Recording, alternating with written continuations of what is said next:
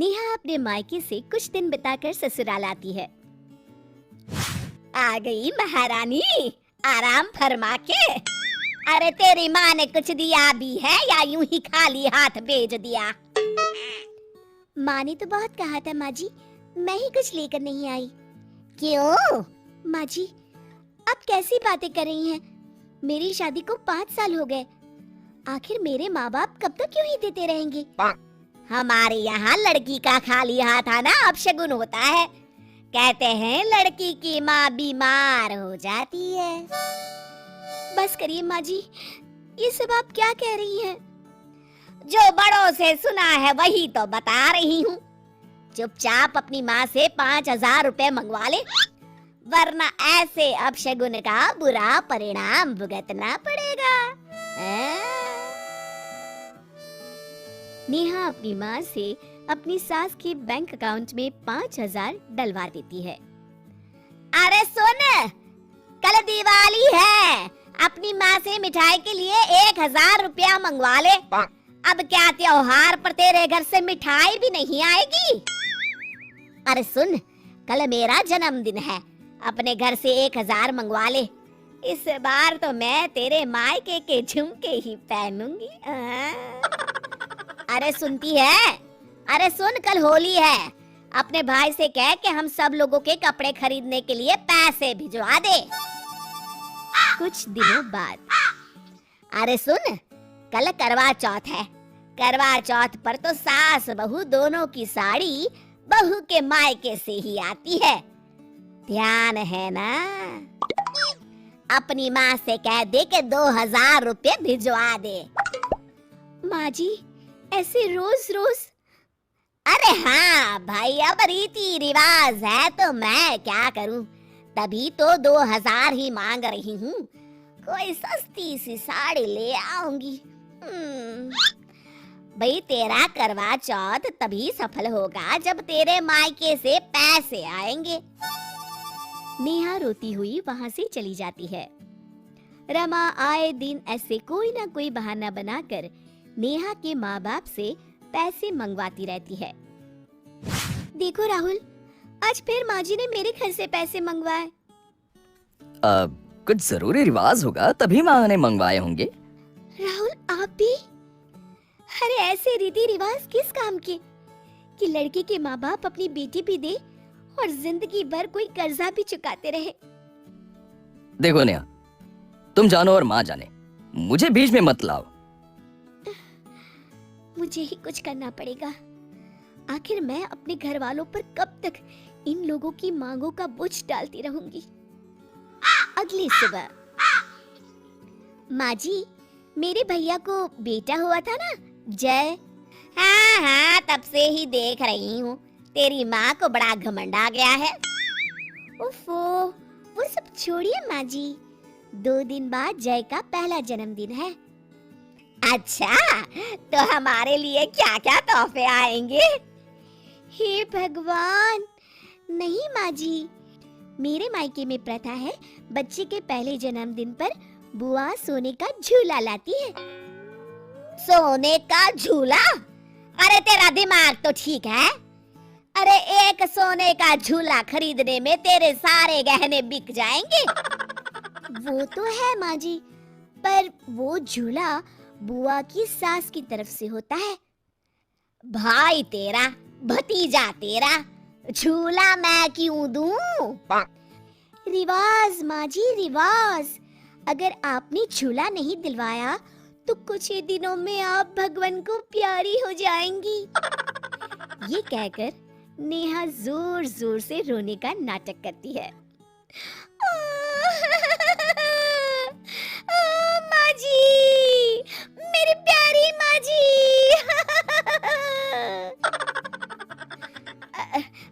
क्या पागल हो गई है?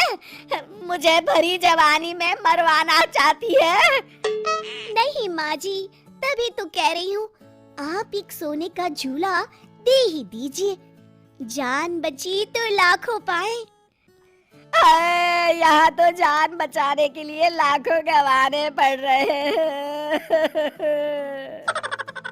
सोच लीजिए माँ जी, आपका मन न हो तो रहने दीजिए, मैं दिल पर पत्थर रख के सोच लूंगी, मेरी कोई सास थी ही नहीं। रमा देवी तुरंत बैंक से पैसे निकालकर नेहा को दे देती हैं। जा अपने मायके जाके मेरी तरफ से सोने का झूला दिया। अभी तो मेरे पूरे बाल भी सफेद नहीं हुए और मुझे मारने पर तुली है। आप भी ना माँ जी, क्या क्या कहती रहती हैं। ठीक है, मैं आज ही चली जाती हूँ। अरे नेहा, तुम कहाँ जाने की तैयारी कर रही हो? और ये माँ क्यों रो रही है? आज उनका बैंक अकाउंट खाली जो हो गया है। मतलब? तेरे की, जाने दो भाई, तुम जानो, तुम्हारी सास जाने। सब रीति रिवाजों का चक्कर है। अरे छोड़िए जी, ये तो मेरे और माँ जी के बीच की बात है। ये लो माँ, मेरी तरफ से जय के लिए कुछ पैसे, आप जो ठीक समझे ले लीजिएगा।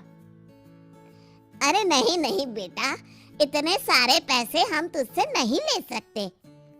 क्यों माँ, आप तो हमेशा ही देती हैं, मुझे तो पहली बार मौका मिला है।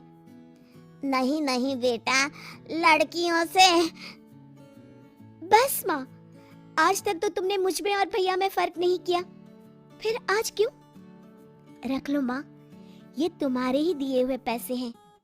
तभी नेहा का फोन बजता है। नेहा बेटी, इस बार अपने मायके से कुछ मत लाना। अब तेरी शादी को इतने साल हो गए हैं, अब ये सब चक्कर छोड़ देते हैं।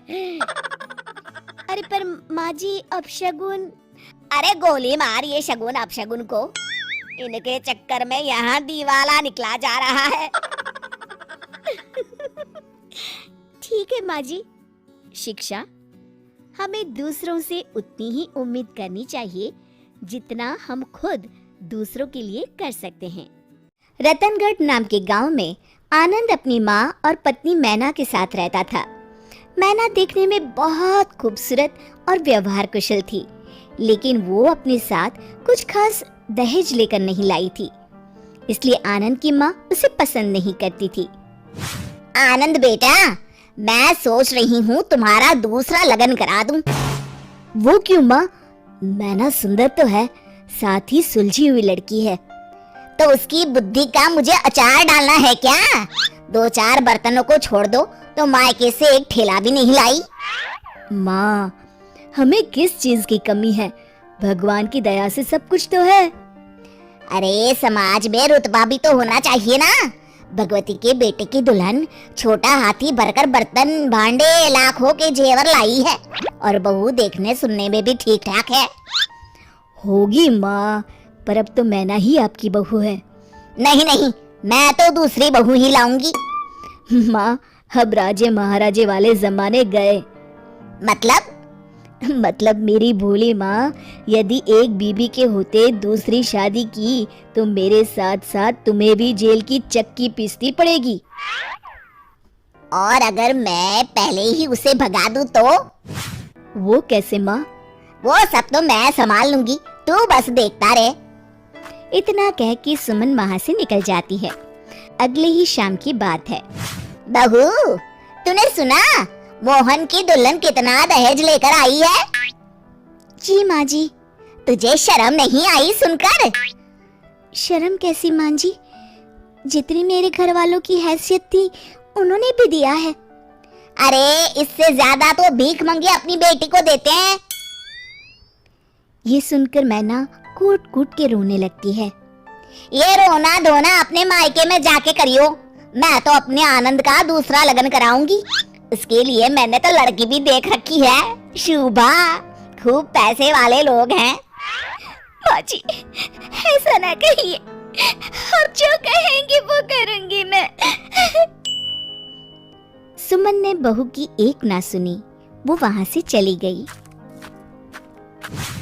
रात को जब मैना और आनंद सोने लगे, सुनो जी। बोलो। माँ जी आपके दूसरे लगन की तैयारी कर रही है। मैना, अभी रात बहुत हो चुकी है, सो जाओ, कल मैं माँ से बात करता हूँ। ठीक है जी, पर मैं कहीं नहीं जाने वाली, बताई दे रही हूँ। हाँ हाँ ठीक है मैना रानी। सुबह होते ही आनंद माँ के पास जाता है।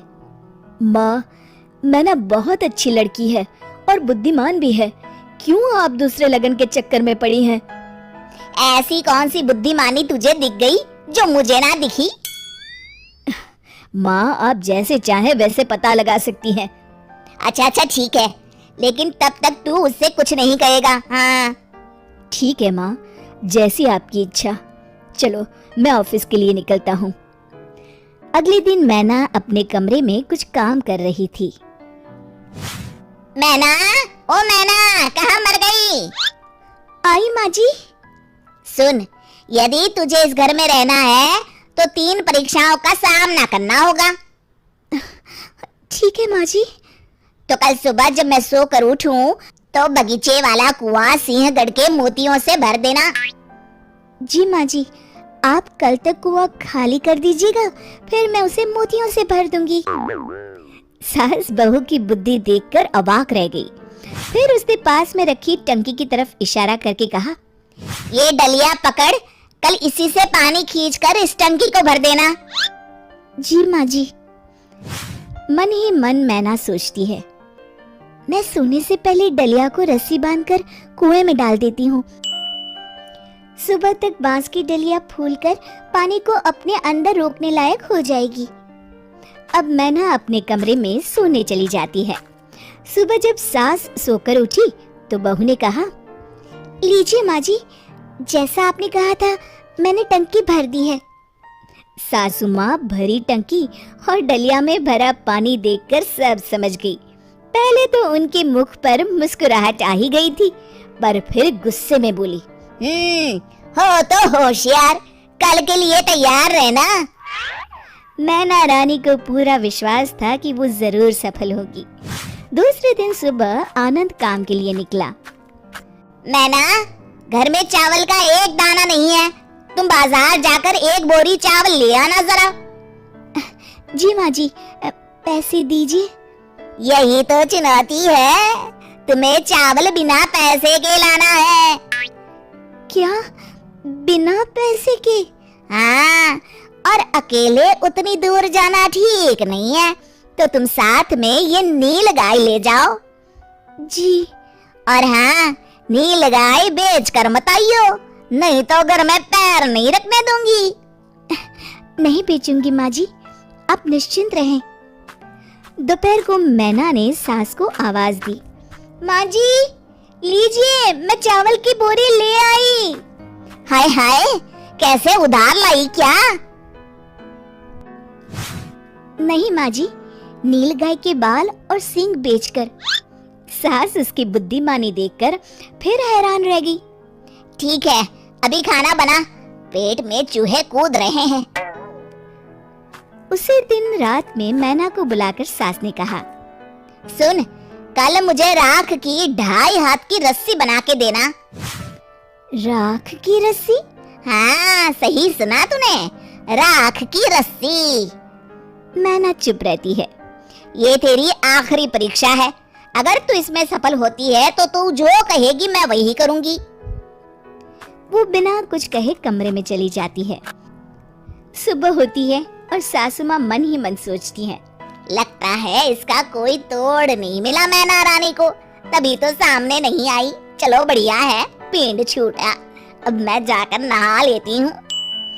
उधर मैना ने एक बड़ी थाली में नाप कर 2.5 हाथ की रस्सी रखी और उसमें आग लगा दी, जिससे वो रस्सी राख की बन गई। जब कुसुम नहाकर आई तभी मैना ने आकर धीरे से थाली रखते हुए कहा, माँ जी ये लीजिए राख की रस्सी। सास ने परात की तरफ देखा और मैना को गले से लगा लिया। तू तो सच में विद्वान है री, मेरे आनंद के लिए तुझसे अच्छी दुल्हन तो हो ही नहीं सकती।